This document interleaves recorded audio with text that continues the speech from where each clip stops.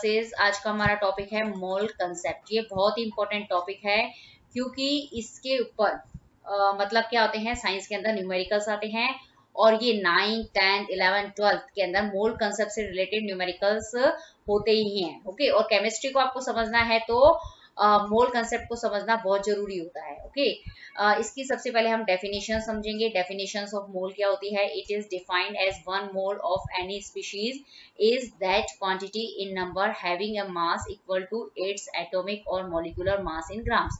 मतलब हम जो मोल को समझाते हैं ना, वो हमेशा वन मोल की फॉर्म के अंदर ही इसको क्या करते हैं, हम डिफाइन करते हैं। ओके, और वन मोल भी आप किसका लोगे? एटम्स का लोगे, या फिर वन मोल मॉलिक्यूल्स ले सकते हो, वन मोल आयंस ले सकते हो, और वन मोल पार्टिकल्स, किसी भी फॉर्म के अंदर आपको क्या मतलब आप समझा सकते हो वन मोल की मतलब जो डेफिनेशंस जो है उसको आप डिफाइन कर सकते हो। अब इसकी डेफिनेशंस देखते हैं कि मतलब कोई भी स्पीशीज, चाहे वो एटम हो, मॉलिक्यूल्स हो, आयंस हो या पार्टिकल्स हो, कोई भी स्पीशीज का एक मोल का मतलब ये होता है कि उस स्पीशीज के अंदर कितने नंबर ऑफ एटम्स जो है वो प्रेजेंट है। ओके, और उन नंबर ऑफ एटम्स का जो मास जो होता है वो हमेशा वो मतलब किसके बराबर होता है? या तो एटॉमिक ग्राम मास के बराबर होता है या फिर मॉलिक्यूलर ग्राम मास के बराबर होता है। ओके, तो जिस तरीके से एक डजन इक्वल टू कितना होता है? 12 होता है। एक डजन में कितने होते हैं? 12 को मतलब ये फिक्स है। जैसे एक डजन के अंदर आप बोलेंगे ना तो आप समझ जाएंगे, कोई भी समझ जाएगा कि आपको मतलब उसको क्या देना है, 12 30 वो समझ जाएगा। उसी तरीके से जब भी आप एक मोल मतलब बोलेंगे तो उसका मतलब क्या होता है? हमेशा 6.022 इंटू 10 की पावर 23 इसकी नंबर के अंदर वैल्यू होती है। मतलब एक मोल के अंदर इतने एटम्स जो होते हैं वो क्या होते हैं? प्रेजेंट होते हैं। ओके, अब मोल कंसेप्ट जो मैं बोल रही हूँ बहुत इंपॉर्टेंट टॉपिक है, तो इसको बहुत अच्छे से समझ लीजिए। अ कलेक्शन ऑफ 6.023 इंटू 10 की power 23 particles is named as one mole. Okay, मतलब एक मोल का मतलब एक मोल का मतलब ये होता है कि उस मोल के अंदर कितने पार्टिकल्स प्रेजेंट होंगे? 6.022 इंटू 10 की पावर 23 पार्टिकल्स जो होते हैं वो प्रेजेंट होते हैं। या हम इसको इस तरीके भी डिफाइन कर सकते हैं कि जो 6.023 इंटू 10 की पावर 23 पार्टिकल्स का जो कलेक्शन होता है उसको हम क्या बोलते हैं? वन मोल कहते हैं। क्लियर? तो इस तरीके से हम बोल सकते हैं कि जो एक मोल होता है उसके अंदर कितने नंबर ऑफ पार्टिकल्स प्रेजेंट होते हैं? 6.023 इंटू 10 की पावर 23 पार्टिकल्स होते हैं। और इनका जो मतलब ये किसके बराबर होते हैं? मास of one mole particles in grams. और मतलब इनका जो वजन होगा, मतलब एक मोल का जो मास का वजन जो होता है वो हमेशा क्या होता है? ग्राम के अंदर कंसीडर किया जाता है। तो ये इसको हम क्या कहते हैं? मोल इक्वेशन के नाम से भी जानते हैं। यही इक्वेशंस जो होती है वो आपको न्यूमेरिकल्स के अंदर काम में आती है। यदि आपको मोल को इसके अंदर मतलब कन्वर्ट करना है तो इसको आपको मतलब इस तरीके से इन दोनों के अंदर रिलेशन बताना पड़ता है। यदि आपको जो ये एटॉमिक मतलब ये जो मास है या मोलिकुलर मास जो होता है और पार्टिकल्स के बीच में अगर रिलेशन बताना है तो ये वाली दो इक्वेशंस जो होती है उसको यूज करके हम क्या करते हैं? न्यूमेरिकल्स प्रूव करते हैं। ओके, सॉल्व करते हैं। क्लियर?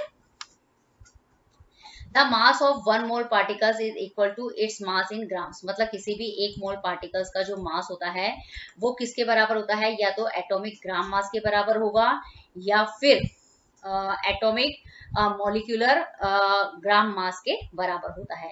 तो ये डिपेंड करता है कि आप एक मोल एटम ले रहे हैं या फिर आप एक मोल मॉलिक्यूल्स ले रहे हैं। यदि एक मोल एटम्स ले रहे हैं तो उसका जो मास होगा वो हमेशा किसमें आएगा? ग्राम के अंदर आएगा। उसको हम बोलेंगे ग्राम एटॉमिक मास।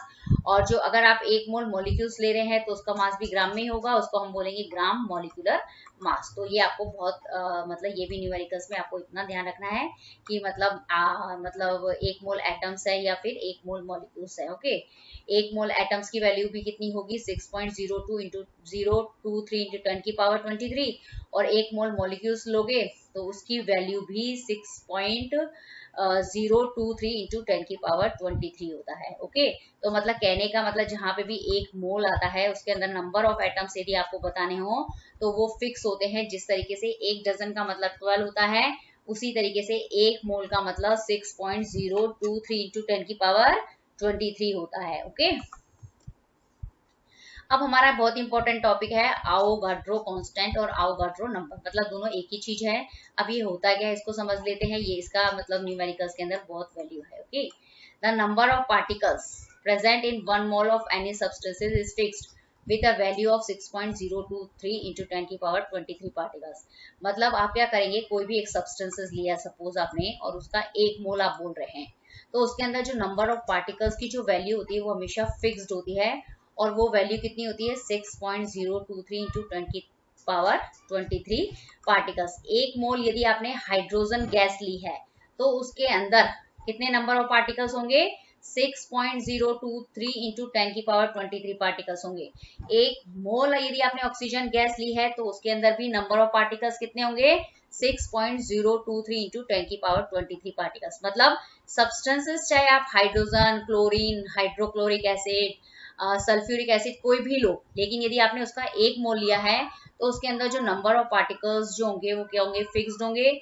और उसकी वैल्यू जो होती है वो 6.023 इंटू 10 की पावर 23 उसके अंदर नंबर ऑफ पार्टिकल्स जो होते हैं वो प्रेजेंट होते हैं।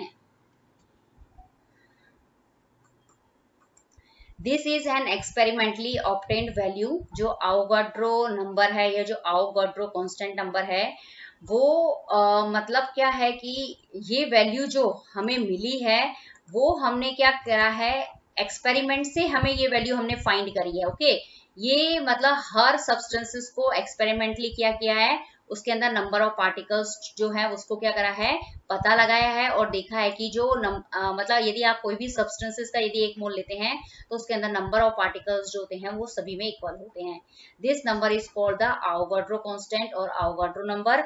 और इस नंबर को हम क्या बोलते हैं आवोगाड्रो कांस्टेंट और आवोगाड्रो नंबर के नाम से जानते हैं। ओके, और इसको नंबर की फॉर्म में है इसलिए इसको आवोगाड्रो नंबर कह रहे हैं। और कांस्टेंट वो चीज को हम बोलते हैं जिसकी वैल्यू क्या होती है वो फिक्स्ड होती है। ओके, तो 1 मोल के लिए तो क्या हो गया 1 मोल के लिए जो वैल्यू है ये क्या है, कोई भी सब्सटेंसेस लो उसके लिए फिक्स्ड है, मतलब कांस्टेंट है, इसलिए हम इसको क्या कहते हैं आवोगाड्रो कांस्टेंट भी कहते हैं।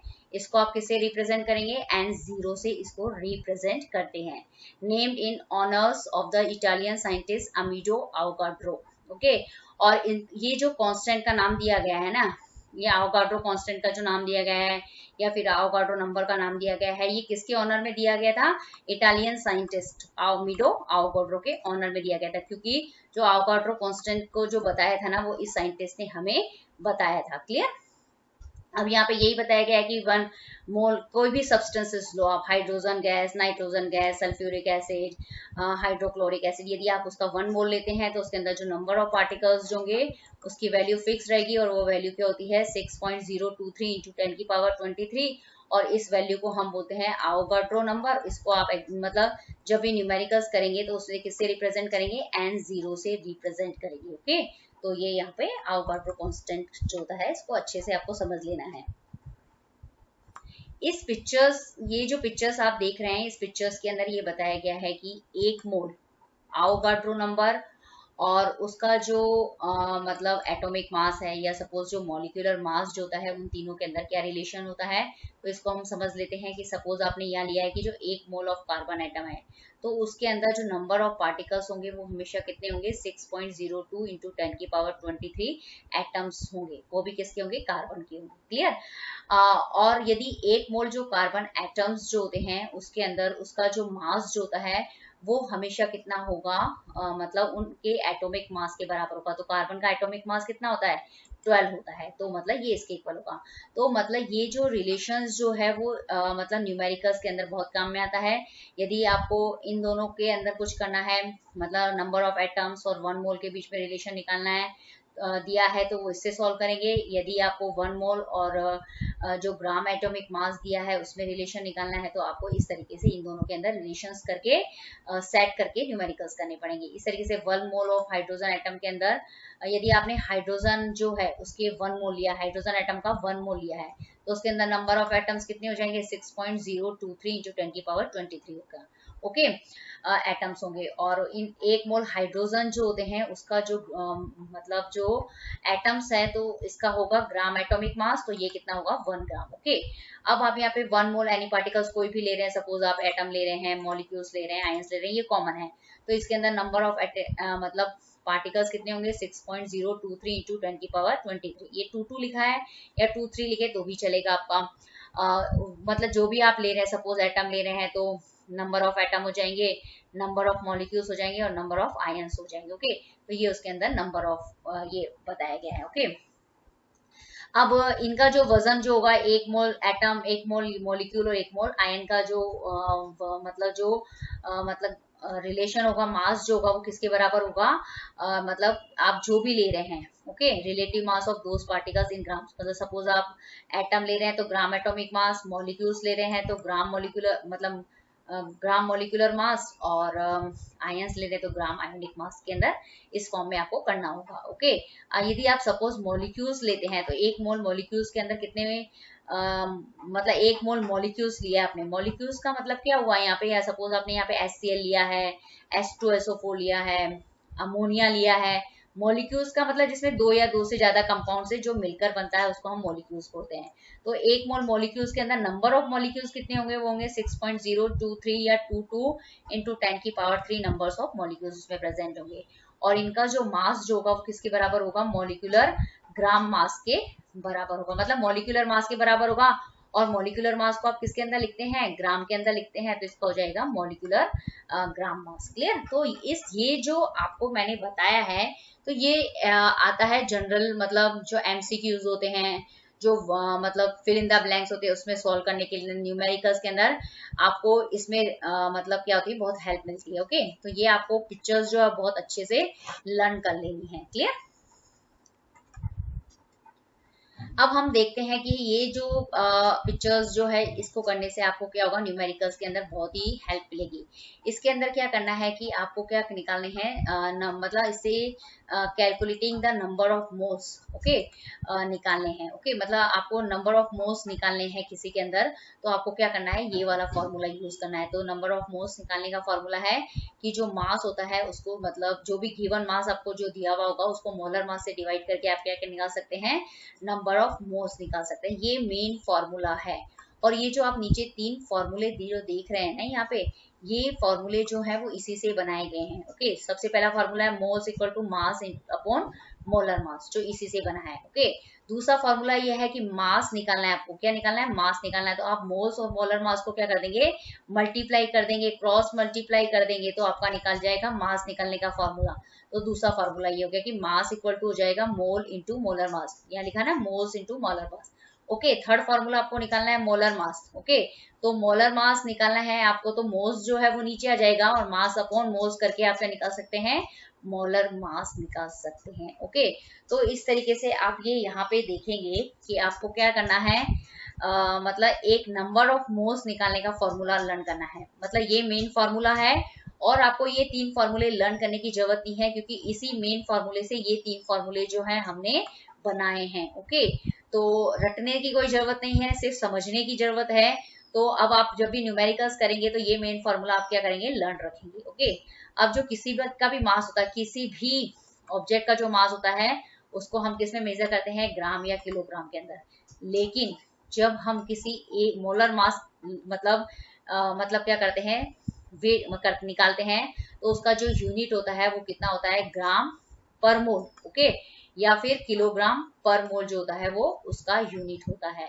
तो इस तरीके से आप क्या करेंगे, ये इसका जो यूनिट है वो भी आपको लर्न करने की जरूरत नहीं है। इसका यूनिट ये जो मैंने निकाला ना, ग्राम पर मोल -1, ये इस वाले फॉर्मूले से निकली है, मास अपॉन मोल्स। तो मास को आप किस में मेजर करते हैं, ग्राम के अंदर, और मोल्स का अगर आप इसको ऊपर लेके जाएंगे तो मोल -1 हो जाएगा। तो कोई चीज आपको रटने की जरूरत नहीं है, सिर्फ आपको समझना है कि न्यूमेरिकल को आप किस तरीके से सॉल्व कर सकते हैं। अब हमारा अब हमें क्या करना है कि मोल्स को मास के अंदर कन्वर्ट करना है और मास को मोल के अंदर कन्वर्ट करना है। तो दोनों ही कंडीशन के अंदर हम क्या कर सकते हैं, मतलब किसको यूज करके आप मोल को मास में बदलेंगे, मास को मोल में बदलेंगे, तो आपको क्या करना पड़ता है, मोलर मास को क्या करना पड़ता है, यूज करना पड़ता है। और जब हम मोलर मास को यूज कर लेंगे ना, तो हम मोल्स को मास में भी बदल सकते हैं और मास को मोल्स के अंदर भी क्या कर सकते हैं, चेंज कर सकते हैं। तो आपको इसके अगर इसको चेंज करना है तो आपको क्या मतलब फाइंड करना पड़ेगा, मोलर मास जो है वो आपको पता होना चाहिए। ओके, अब सबसे पहला है कि सबसे पहले आपको क्या निकालना है, नंबर ऑफ मोल्स निकालना है। तो नंबर ऑफ मोल्स को किससे लिखते हैं, एन से लिखते हैं। और कैसे निकालेंगे नंबर ऑफ मोल्स, किसी भी, अभी मैंने जैसे पिछले में बताया था ना आपकी पिछली स्लाइड में, कि किसी का भी सब मास ऑफ सब्सटेंसेस लिख दीजिए। ओके, और उसको क्या कर देंगे, उसके मोलर मास से क्या कर देंगे, डिवाइड कर देंगे, तो नंबर ऑफ मोल्स निकल जाएगा। और इसी चीज को आप रीअरेंज करके भी, मतलब तीन चीजें आप फाइंड कर सकते हैं इससे। एक तो नंबर ऑफ मोल्स, किसी भी मास, और मोलर मास। ओके, तो तीनों यदि आपको एक फॉर्मूले के अंदर अगर दो चीजें दी गई है, तो आप बाकी दो चीजें जो है वो आप क्या कर सकते हैं, फाइंड कर सकते हैं। तो आपने यहाँ पे क्या निकाला है, मास निकालना है आपको, तो उसको क्या कर देंगे, नंबर ऑफ मोल्स से मोलर मास को क्या कर देंगे, मल्टीप्लाई करके आप उस जो भी आपको सब्सटेंसेस दिया गया है ना, उसका मास जो है वो फाइंड आउट कर सकते हैं। ओके, तो इस तरीके से एक ही बहुत चीज इंपॉर्टेंट है कि मतलब मोल्स को मास में बदलना है, मास को मोल्स के अंदर बदलना है, तो उसके लिए मोलर मास जो है वो बहुत ही इंपॉर्टेंट चीज है और ये मेन फॉर्मूला है। ओके, तो ये न्यूमेरिकल्स के अंदर आपको बहुत काम में आएगा। अब ये जो पिक्चर्स जो है वो आपके न्यूमेरिकल के अंदर बहुत ही काम में आएगी, और मोल्स कंसेप्ट के ऊपर जितने न्यूमेरिकल्स होते हैं वो थोड़े बहुत ही कंफ्यूजिंग होते हैं, तो इससे आपको क्या हो जाएगा, बहुत इजी हो जाएगा। तो इसके अंदर क्या है कि जब भी आपको ये फाइंड करना है कि कितने मोल के अंदर कितने नंबर ऑफ एटम या मॉलिक्यूल्स प्रेजेंट है, या फिर कितने एटम या मॉलिक्यूल्स मिलके क्या बनाते हैं, कितना मोल वो बनाएंगे, तो इस तरीके का जब आपको क्वेश्चन करना हो ना, जब मोल्स और नंबर ऑफ पार्टिकल्स के बीच में रिलेशंस आ रहा है आपको वहां पे, तो उसके अंदर क्या करेंगे, आप आवोगाड्रो नंबर का यूज करेंगे। ओके, तो कब आप इसको मतलब आवोगाड्रो नंबर से मल्टीप्लाई करेंगे, कब डिवाइड करेंगे आवोगाड्रो नंबर से, तो ये अब आपको समझना है। ओके, तो हमें ये पूछे कि मतलब 5 मोल के अंदर कितने नंबर ऑफ एटम और मॉलिक्यूल्स है, तो मतलब 5 मोल का पूछ रहा है। ओके, एक का आपको पता है, लेकिन 5 का पूछ रहा है, तो आप क्या करेंगे, उस कंडीशन में मल्टीप्लाई करेंगे। क्या करेंगे, मल्टीप्लाई करेंगे, क्योंकि हमें एक मोल में पता होता है कि कितने नंबर ऑफ एटम और मॉलिक्यूल्स होते हैं, 6.02 इंटू 10 की पावर 23, और 5 मोल का निकालना है, तो आप 5 को किससे कर देंगे, मल्टीप्लाई कर देंगे। ओके, इसी तरीके से सपोज 500 एटम्स और मॉलिक्यूल्स मिलके कितने मोल्स बनाएंगे, तो इस कंडीशन में आप क्या करेंगे, ये जो 500 है उसको आवोगाड्रो नंबर से क्या कर देंगे, डिवाइड कर देंगे, और क्या कर देंगे, दोनों के बीच में आप मोल्स जो है वो आंसर जो है वो फाइंड आउट कर लेंगे। क्लियर, ये पहला स्टेप। और जब हमें ये पता करना है कि इतने ग्राम के अंदर मतलब इतने ग्राम को, मतलब ग्राम एटॉमिक मास और मोल के बीच में जब आपको रिलेशन करना है, और तो आप क्या करेंगे, उसको एटॉमिक मास या मोलर मास से क्या करेंगे, मल्टीप्लाई करेंगे। इसी तरीके से यदि मोल को ग्राम के अंदर चेंज करना है, ओके, तो उसके अंदर क्या करेंगे, उसको क्या कर देंगे, एटॉमिक या मोलर मास से क्या कर देंगे, उसको डिवाइड कर देंगे। सपोज आपको ये बोला जाए 15 ग्राम के अंदर मतलब कितने मोल होंगे, तो आप आपको ये पता होगा कि जो 1 ग्राम जो होता है ना, उसका जो वजन जो होता है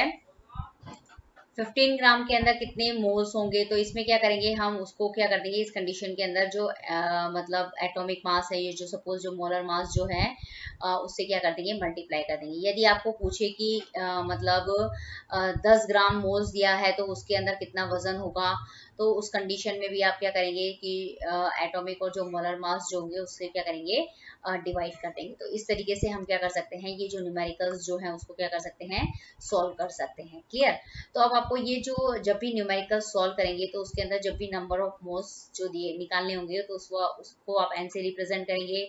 आपको जो भी गिवन मास दिया होगा उसको स्मॉल एम से, और जो मोलर मास दिया होता है उसको कैपिटल एम से लिखेंगे, और जो आपको गिवन नंबर ऑफ पार्टिकल्स जो न्यूमेरिकल्स में दिए होते हैं उसको कैपिटल एन से लिखेंगे, और जो आवोगाड्रो नंबर्स जो है उसको आप किससे लिखेंगे, n0 से रिप्रेजेंट करेंगे। ओके, तो इस तरीके से बस यही बहुत इंपॉर्टेंट बात है कि मोल से नंबर ऑफ एटम और मॉलिक्यूल्स निकालने हैं, तो आपको क्या करना है, आवोगाड्रो नंबर का यूज करना है, और या फिर एटम ऑफ मॉलिक्यूल से मोल्स निकालना है, तो भी आपको आवोगाड्रो नंबर का यूज करना है। और इतने मतलब मोल दिए हैं, ओके, जो 1 मोल का जो वजन जो होता है वो तो हमें पता ही होता है, लेकिन सपोज आपको 5 मोल का में कितने मतलब उसका मास कितना होगा, जो उसके अंदर नंबर ऑफ पार्टिकल मतलब जो आइटम्स जो होंगे उनका ग्राम एटॉमिक मास के वजन कितना होगा, या फिर इतने ग्राम एटॉमिक मास दिए तो उसके अंदर कितने मतलब मोल होंगे। तो इस तरीके जो क्वेश्चंस जो होते हैं ना, जो वजन और मोल से रिलेटेड हैं, तो उसके अंदर आप एटॉमिक और मोलर मास का क्या करेंगे, यूज करेंगे। ओके, एटॉमिक मास या फिर मोलर मास, क्लियर। और ये आपको सिंबल्स जो है वो अच्छे से क्या कर लेने हैं, लर्न कर लेने हैं। इसी के बेस पे क्या होंगे, न्यूमेरिकल्स आएंगे। और यदि आपको ये वीडियो पसंद आए तो प्लीज इसे लाइक कीजिए, शेयर कीजिए, और लुक एंड लर्न क्लासेस को सब्सक्राइब करना ना भूलें, और नोटिफिकेशंस बेल को हिट करना ना भूलें। Thank you very much.